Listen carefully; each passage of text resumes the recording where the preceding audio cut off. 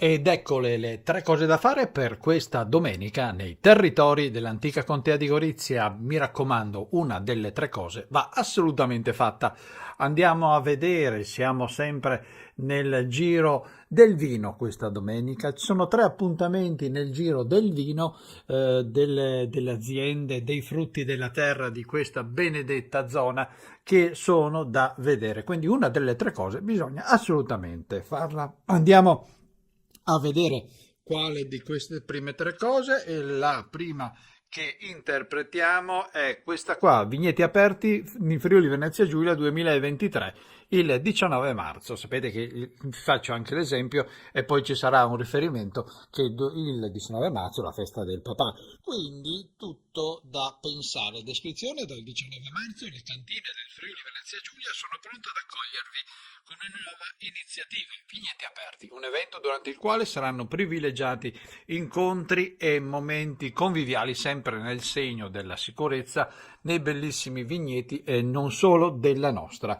regione. Queste sono cose molto interessanti, un'occasione per tutti di conoscere e apprezzare le nostre eccellenze enogastronomiche. Ogni weekend vi aspettano esperienze all'aria aperta. Per quel che riguarda la provincia di Gorizia, la zona di Gorizia dell'antica contea, questa domenica 19 marzo c'è Grauner, visite e degustazioni. Importante è consultare il sito cantineaperte.info o cliccare sui nomi delle cantine all'elenco puntato sopra per conoscere orari, modalità, come effettuare le prenotazioni e tutti i dettagli. Organizzato dal Movimento Turismo del Vino in Friuli Venezia Giulia, in un indirizzo via del Partidor 7 33 100 Udine. Andiamo a vedere dalla scheda di Promoturismo FVG. Comincia il tutto alle 10. Ci sono delle zone a cui lei a San Floriano del Coglio cammino al tagliamento. Noi abbiamo scelto naturalmente per la zona di Gorizia cantina per quel che riguarda Gorizia e Graunar, questa per Vigneti Aperti del 19 marzo, un'iniziativa del Movimento Turismo del Vino che inizia appunto con la festa di San Giuseppe. Andiamo a vedere un altro bello appuntamento per quanto riguarda Farra di Sonzo. In questo caso abbiamo tante cose, ma non nei principali luoghi della provincia, né Monfalcone né Gorizia, ma tutto dove c'è del vino. Qua siamo a Farra di Sonzo, i profumi di Venezia. Dalla scheda di Promoturismo FVG, domenica 19 marzo, sempre dalle ore 10 a Farra di Sonzo, strada della Colombara 13 a Farra, e c'è tre turni di orari, 10, 14 e 30 e 17. I profumi di Venezia, la scoperta della Venezia del XVII secolo attraverso i suoi sentori. Qualche descrizione: alla scoperta della Venezia del XVII secolo attraverso i suoi sentori, sabato 19 marzo presso la tenuta Borgo Conventi di Farra di Sonzo. Un'experience che ruota attorno al tema dei profumi e dei sapori della Venezia del XVII secolo, un periodo glorioso in cui la Serenissima deteneva l'assoluto primato nell'arte profumatoria, ma anche il massimo splendore artistico e culturale. Questa è una descrizione. Tre turni di orari a Borgo Conventi, 10, 14 e 30, 17. E per chiedere delle informazioni dovete parlare con tenuto a Borgo Conventi, strada della Combara 13, Farra di Sonzo.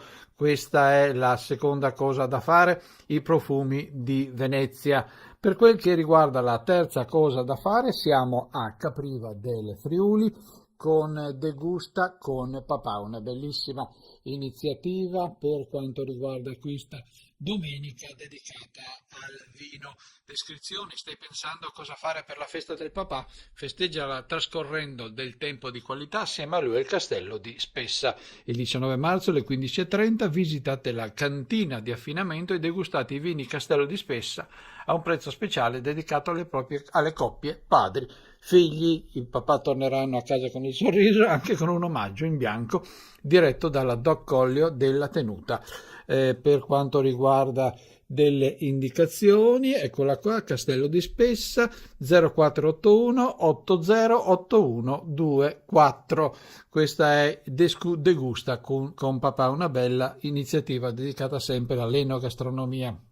Ore dalle 15:30 di domenica a Capriva del Friuli. E questo è tutto per oggi per quanto riguarda la nostra puntatina delle 3 cose da fare questa domenica, tutta in versione enologia. Per quel che riguarda prendere appunti, magari andate sulla nostra pagina Facebook, che dalla settimana scorsa anche qua è cambiata, ed non è solamente Isonzo News, ma è Isonzo News Social News, declinata per rispetto alla capitale della cultura del 2025, quindi l'Isonzo declinato in italiano e in sloveno. Dicevamo, se volete prendere qualche appunto, trovate tutto quello che si dice di questa rubrica in questa pagina Facebook, e se passate da queste parti ci lasciate un like, ci permettete di tenere compagnia sempre a più persone. È tutto, dicevamo, per oggi. Noi ci vediamo la settimana prossima, stesso posto, stessa ora. Ciao!